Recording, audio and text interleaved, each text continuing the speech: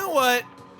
That Yoshiller guy, who needs him? Get him out of here! Because he's no longer the guest of this episode.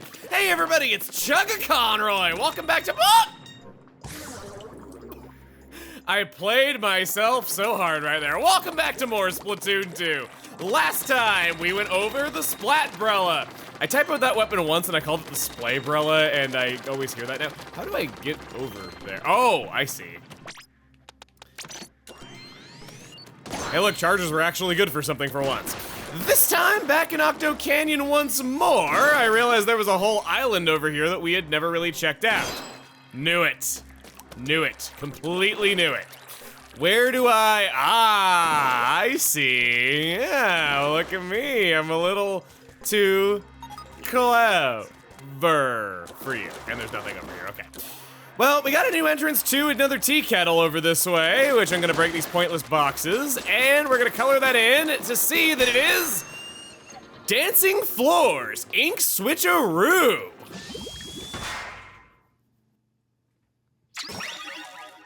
And it's a Sheldon request. You thought I was gonna willingly play anything with a charger? Okay, take this with you. It'll help me gather some practical battle data. The Hero Splatling! This thing can turn you into a one-squid army. It's the Hero Splatling. Hold ZR to charge it up and then release the button to unleash a fat stream of ink. Charging it up leaves you pretty vulnerable to attack though, so be careful. Oh, I am gonna unleash the fattest stream of ink, the beefiest dump. No, let's not get too ahead of ourselves. But yeah, the Hero Splatling, basically based on the heavy Splatling. Still an H. We hit these targets, and it plays around with the mechanics where we can hit them repeatedly to keep on charging it up. Can't turf that side of that, but we can turf this side. We can turf this side, however, swim on up, and it's just fun to use, man. I feel so powerful every time I use a Splatling gun. Climbing into the sky. If she sounded anything like me, she would not at all be a popular pop idol. Let's snipe that box, it'll never see it coming. Yeah, look at that, I really told him off.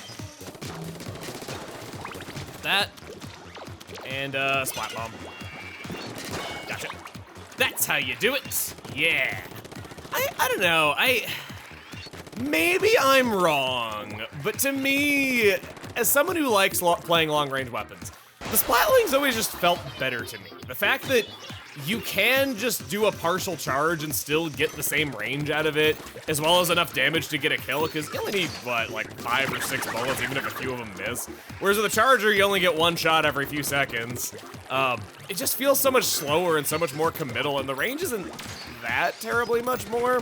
I guess the Hydra Splatling is the longest range one, and that does have a lot of commitment to it, but I'm getting ahead of myself here.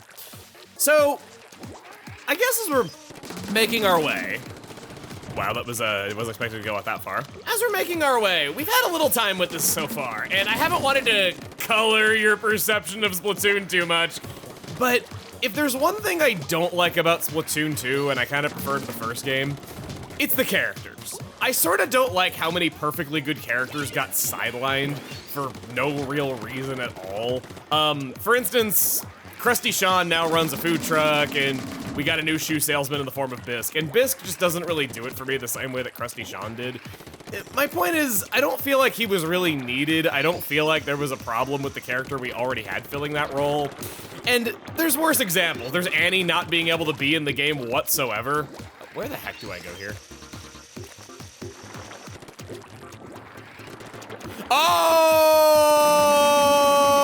wow, damn, okay.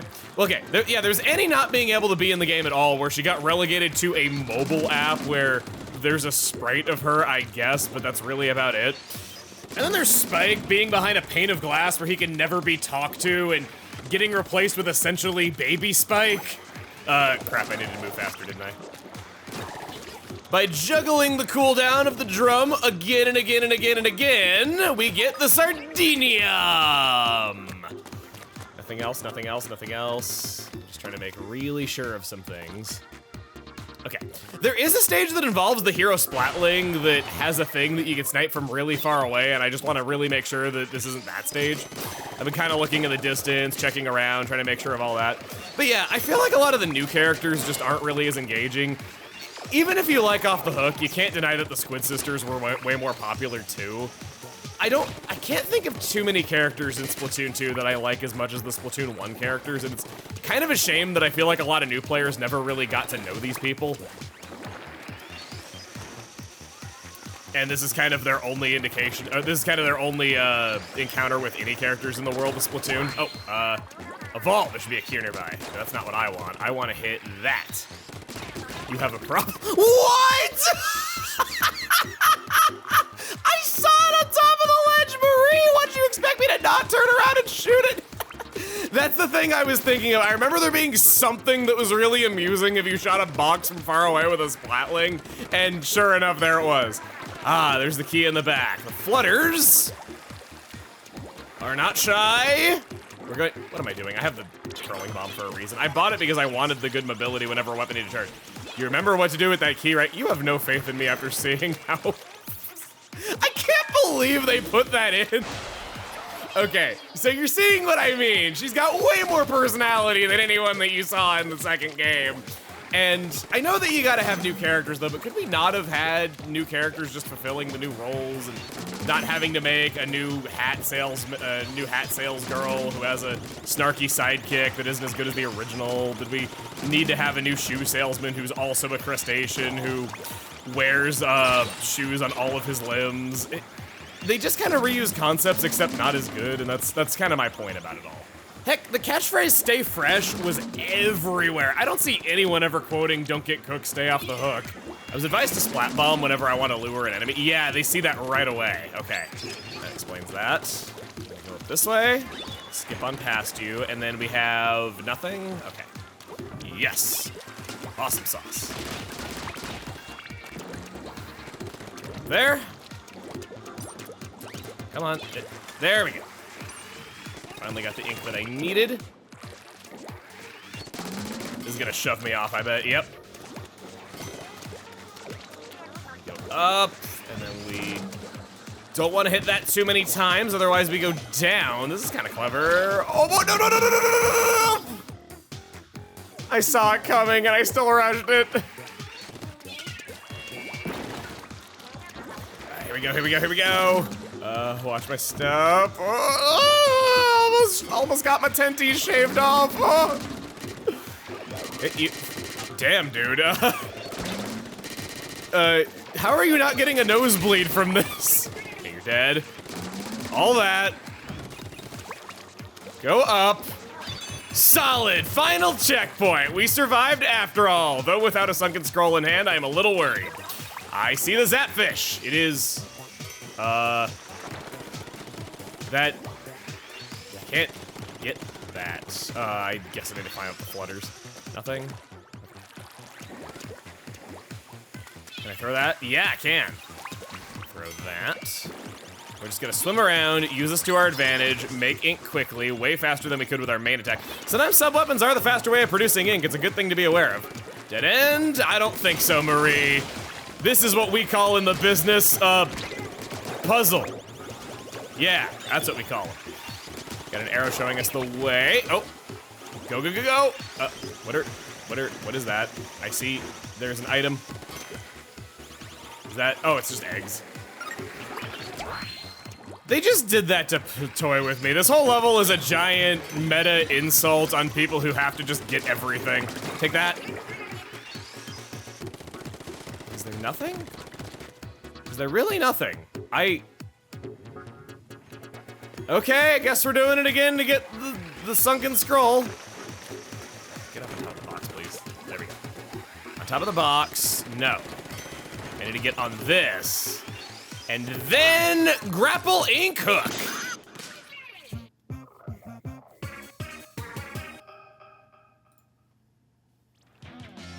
Unlock the hero splatling for free use. Just one more for the boss kettle to open up. It'll be a bit before we actually reach that. I have 13 sardinium and 13 eggs. And this is also stage 13. I decided to play the hero dualies to show how this works. So we gotta use our splat bombs to activate the drums now that we can't reach it with the hero splatling. Some little bits of level design will change like that so that levels are beatable with any weapon. Same goes for this one over here. Same goes for grappling hooks. bombs instantly detonate with objects that absorb ink, and those count. Aha! Speak of the devil, you see me over here, buddy? Hey, look at me, look at me, look at me, look at me, seabagging all over the place, yeah! Oh, frick, no, don't move, no! Okay, back, come on. You see me over here? Yeah, I'm only 12, I shouldn't be doing that, yeah. Hit you, thank you. Then we hit this over the, no, don't go this way. Go the other way. I'm not jumping on the other guy. That's too far. Are you... Get over there. I can't lure you if I'm on top of you. Okay. Hit. There's the inkable spaces. And then we hit this box. There she blows. Oh, this guy has a gusher on his head to allow you to reach the next grapple ink. That's a pretty big change. Shows how much thought went into this, making it so that you could beat every stage with every weapon. How lucky for us.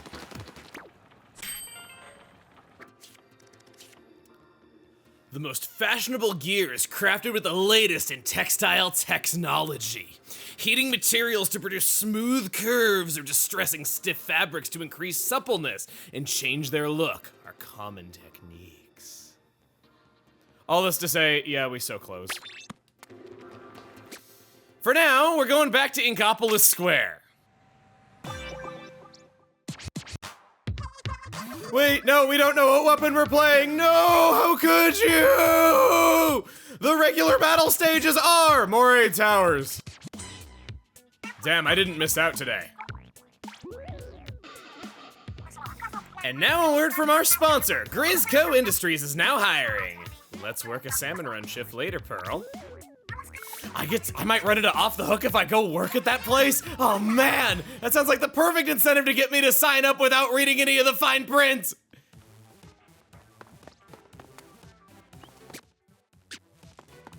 In Inkopolis Square, right behind the attractive lady,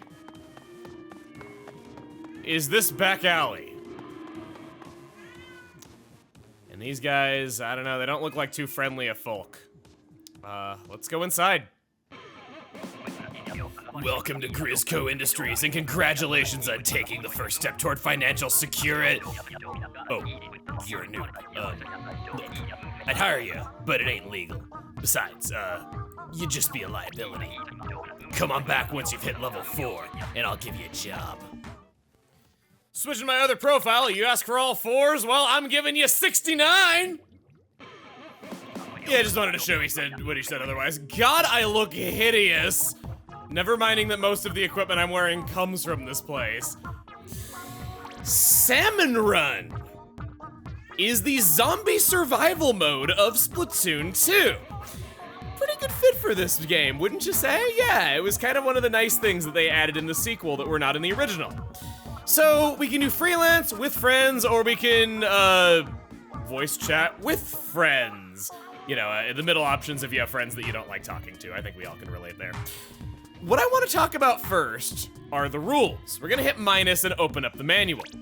I would recommend everyone, even if you have played Salmon Run before, go to the manual.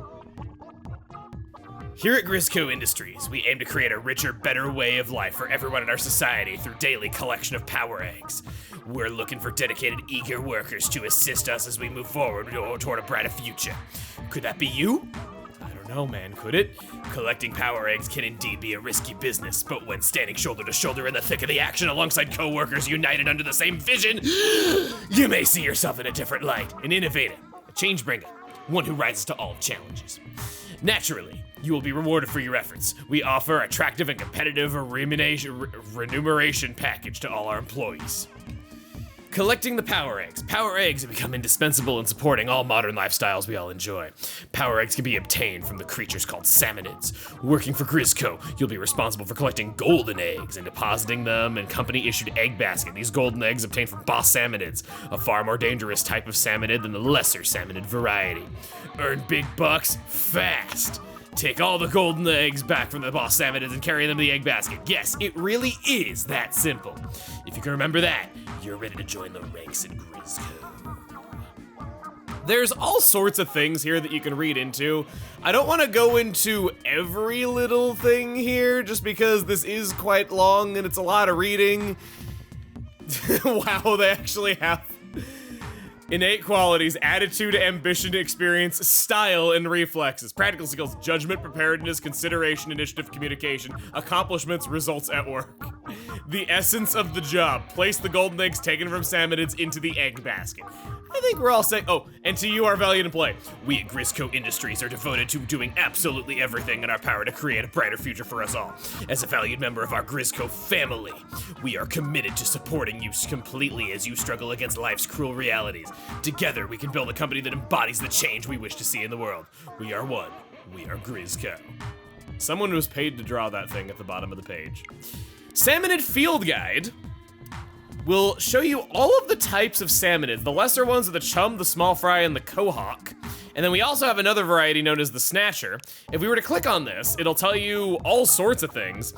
This just simply grabs eggs that are out sitting around and takes them back. It's a reclaimer. It's not known to attack directly. It'll tell you up front what they all do. And you also get a little bit of lore about them as well.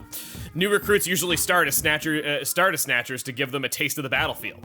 Provided they demonstrate sufficient aptitude to collecting golden eggs, they will always be allowed to join the front lines. So these are the new guys. These are the more experienced fighters: chum, small fry, and quahog. Small fries are one of my least favorite enemy types. And then we have all of the bosses down here, what you gotta defeat if you wanna get the golden eggs. If we go to Steelhead here, for instance, an extraordinary large specimen, it moves very slowly. Its body is covered in heart protective scales. Shooting it with ink has no effect. Attack behavior: generates bombs from its head, which it can throw at enemies. It can't throw these bombs very far. The resulting explosion covers a large area. The only known way to defeat the Steelhead is to shoot ink at the bomb on its head as it inflates. So you're making it blow itself up.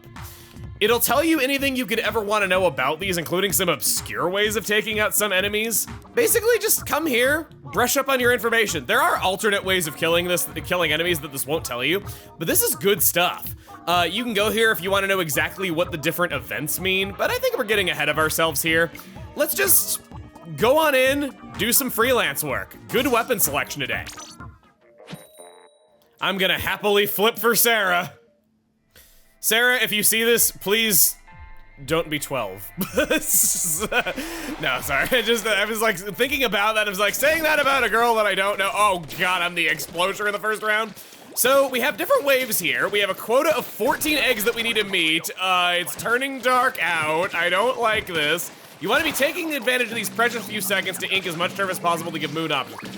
We have the rush as our first event. So basically these guys are going to be going for the fireflies. One of our party will have those. And we have one salmonid involved in the rush toward these fireflies that is, I like calling it Salmon Jesus. You want to get to if you yourself have the fireflies, get to a high area, support from the back lines. Don't worry about it. Oh God, okay, yeah. Oh, they're coming for me for all angles. I go in and do this. I still got the fireflies on me. Okay, they're moving over that way. Someone down there has them. They're just going wild for them. If someone dies, the fireflies will instantly move to another one of the squids in our party. Every single weapon in Salmon Run is randomly selected. You do not get to choose your own weapons unless going to the reef, as mentioned before. And you always have the Splat Bomb as your sub-weapon. Splat Bomb is probably my favorite, so I ain't exactly complaining. You get 2 uses of a random special, which are not repeated on teams. In my case, I have the Stingray, which can be useful in some situations. It's not terribly useful in this one due to damage over time. There's some down there. Oh boy. Okay. Having such a slow attacker right here is kind of rough. I'm not gonna lie. I got it now. Oh no. Okay, good. I'm just gonna stay up here. I'm gonna be in the back. Okay. Get that. We just need one more. We got it. Oh, chum got me. Yeah, they can overwhelm you pretty fast. I like how we're seeing one of the most aggressive events possible. One team member must be alive when time is called, which is good because we had 2 down right there. You can revive with a Splat Bomb. It can be a good idea to just toss one if you're about to die. Come to pop a little eggs. Oh crap, I activated my Stingray. I didn't mean to do that. I think I clicked my stick by mistake. Blobber. Okay. Well, now we're down a special all because I clicked that. It was kind of hard to notice there, though, but the tide raised, that was telegraphed ahead of time. By the waves that you saw when the screen was transitioning when it said wave 2 was beginning.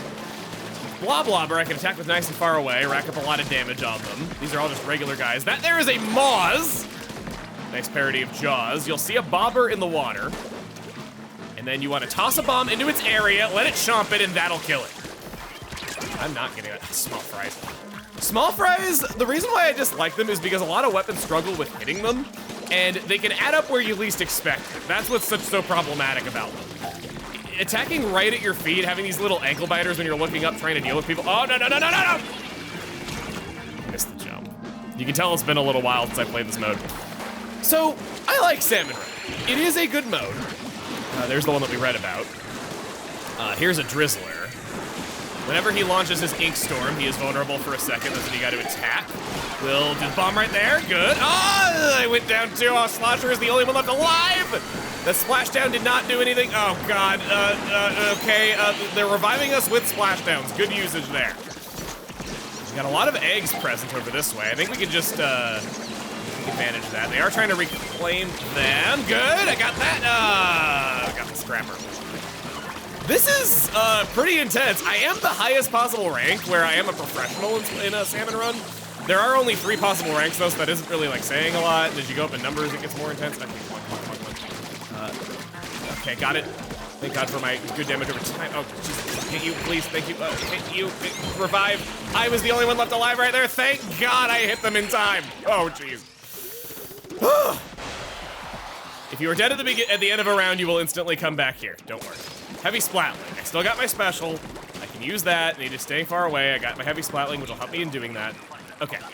So, what I was saying... Oh, we got Low Tide. We get to actually see the full map this time. Nice. So, I was saying that I like Salmon Run, but, and I knew you knew that was coming, I do have some issues with it. We are on wave 3 right now, which is the 3rd and final wave. If we survive this, we get big rewards. Why do I have a problem with that? I think zombie survival modes generally are best when they have leaderboards and an endless mode where it's all about surviving for a long time. What kind of sucks is that if we have a good team going, we have to give up that team and play with new randos every 3rd round, and it can be harder than you'd think to get a hold of get a good team where you could just be losing all day, not able to catch a break. And then when you finally get a good team going, it's over after only 3 rounds and you don't really get to rack up much. I think that you should be able to sign up for another round with the same players and keep going if you want. And if anybody says no to it, then those people, then it'll just find a replacement for those people who didn't sign up for another round. By doing that, I feel like it'd be a lot more fun. There'd be a lot more variance to it where you'd get a good streak going. It would just be super hype if you could do that. You could have the rewards go up as you keep going into higher and higher rounds, making it exponential. Didn't get him in time. Gonna get you. Gonna rack up a little damage on you. Thankfully, the Drizzler does stay damaged in the process. They're doing a good job here. I think I'll show this. So that over there, you do not have to kill with bombs. A lot of people think you do, but no need for that. A Stingray will pierce its armor, getting the kill. Wanted to show that as one of the obscure ways of killing a boss. We got the quota met. We got 25 eggs. And that's it. We can get some last-second eggs, boosting our score even further as the Salmonids retreat. Well done. That's the last of them. Now get back to the boat. Woohoo! The only place where seabagging ain't toxic. Ironically, in a toxic waste dump. Yeah, so basically I'm saying I think it needs an endless attack mode. I also could go for more ranks. There's only 3 ranks, and it leads to the bottom 2 ranks being cesspits that are hard to get out of, because you could end up with just newer players who don't really understand the rules all that well. They might not have read that. We got a 205% pay grade. We have unlocked a little ball capsule. Yeah, I could work one more shift just to kind of show that. I did gloss over a few of the bosses just because other people were taking them out or I couldn't get close to them. We could do another one. Oh, Sarah is actually in my group yet again. That's kind of cool. I guess there aren't a lot of people online playing this anymore. It's not one of the more popular modes. I think part of that is just lack of a leaderboard, lack of meaningful ranks, and also lack of an endless mode. But there is one more reason, which I'll go into a little bit later. That over there is essentially a Stingray. I'm going to blast you. Yeah, blast covering a wide area, deal with those with relative ease. I like that a lot. It's rough getting close to things with the stingray. There we go. The scrapper was stuck in the ink, so I was able to shoot his back. You want to get him stuck in ink, or you want to damage him enough that he can't turn, and then once you have damaged the shell, you can then shoot him in the back or throw a bomb behind him. Like so. Come on. Scrappers are way more annoying than they have any right to be. I'm gonna distract this guy so the heavy splatling can get him. And then I want to head down here, bomb that area. I was trying to bomb the wall right there. That thing is basically, the steel eel there is basically a splash wall.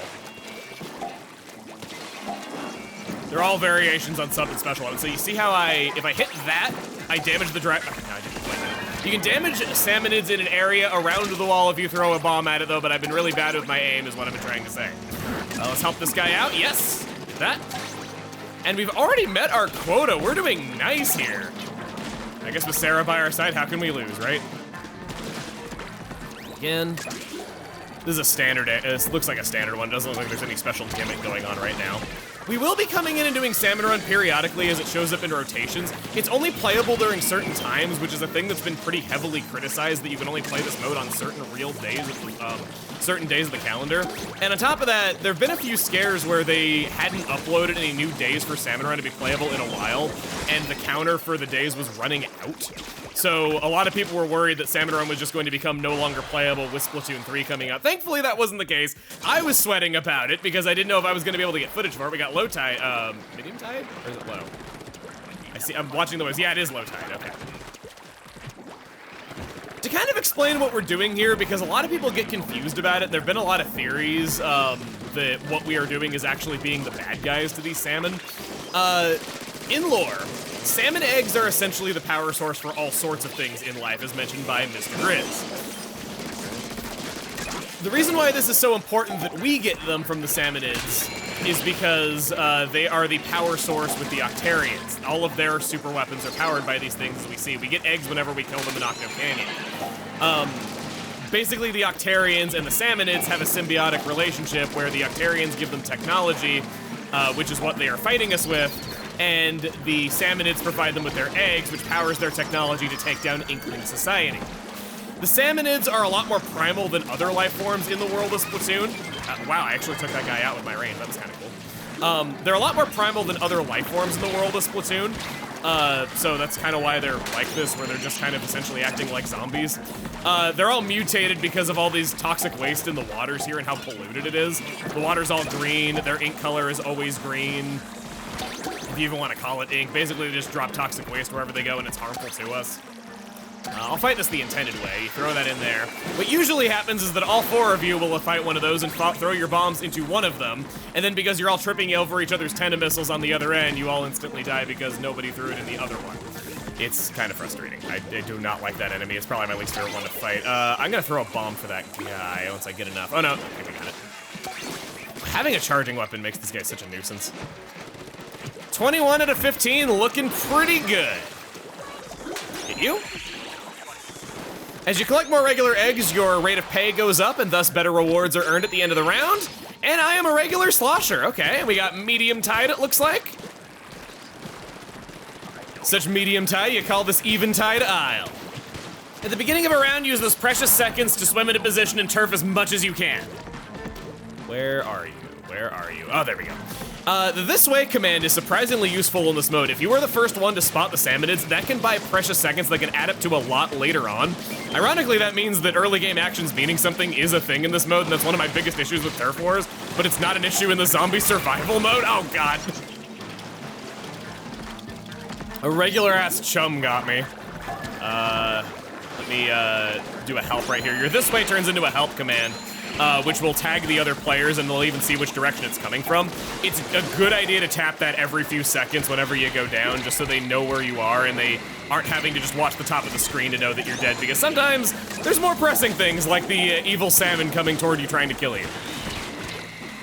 And on that note, I'll actually tell you that the salmonids are not evil, they are primal, and I want to go into why that is a big difference in later videos. There's a lot to talk about when it comes to Salmon Run. We'll be covering a different map each time as well. Didn't get that guy in time. You're just gonna do that? Okay. All these AoEs between the... Hit him, jeez. Okay, nope. I think I need to break out the special if I get revived here. It's round 3. We're getting, oh gosh, the heavy splatling is the last one left alive. No. That's a wrap. So the thing I don't get is that you gotta survive to the end of the time, and if you add up all of those quotas, we got more eggs than was asked for us and delivered them in less time than Grizz wanted, so why is that counted as a failure? I've always wondered that.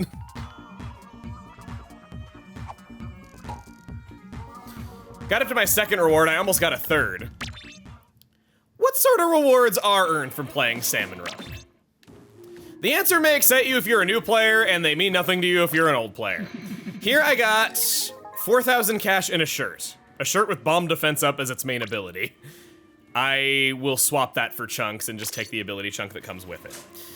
There's all sorts of rewards, be it money, food tickets, equipment like we just saw. There's all sorts of equipment pieces. Here's all of them. They were in a rotation of 1 per month for the first 2 years, but now it's just a random piece of equipment every time it comes up now that they've all been given out once. All capsule types have a chance of giving 4,000 cash. That is what they will give half of the time. Second to that, 40% of the time, a blue capsule will give a drink ticket and 10% 3 drink tickets. Green capsules are ability chunks, a 40% chance of 2 of them and a 10% chance of 4 of them. An orange capsule is a 40% chance of a 1.5 or 2 times food ticket for money or experience, whereas the rare item is 1 2.5 times ticket. A pink capsule will give a random piece of gear with random abilities. Half the time it'll have no slots filled, 40% of the time it'll have 1 slot filled, and 10% of the time it will have all 3 slots filled with random abilities. Throwing this away will translate into ability chunks for every ability that was discarded. There's the showcase gear, which is always given out at 200 points. The last and honestly least is the golden capsule, which gives the standard 4,000 half the time, but uncommonly it'll give 16,000 cash and rarely 32,000 cash. These rewards are great if you're starting out and there's a lot of equipment pieces that you haven't bought, or you want to get ability chunks for your equipment, making the build that you like. But honestly, if you've played for a while, it's not all that helpful. The rewards from Salmon Run kinda suck, where I remember at launch everyone was playing it because it was the way to get your equipment the way that you wanted it. But when your equipment screen is looking like this, and you're sitting on, I think, 1.1 million useless gold is what I have in my inventory, it's just kinda not helpful. And I feel like I get more out of playing ranked battles, personally. Anyway, I think that's about it. We covered a brand new mode today. Don't see that every time. Next time on Splatoon 2, we're gonna be covering a long-range shooter that I personally really like. That narrows it down a teeny bit. Yeah, we'll see later. See you guys then.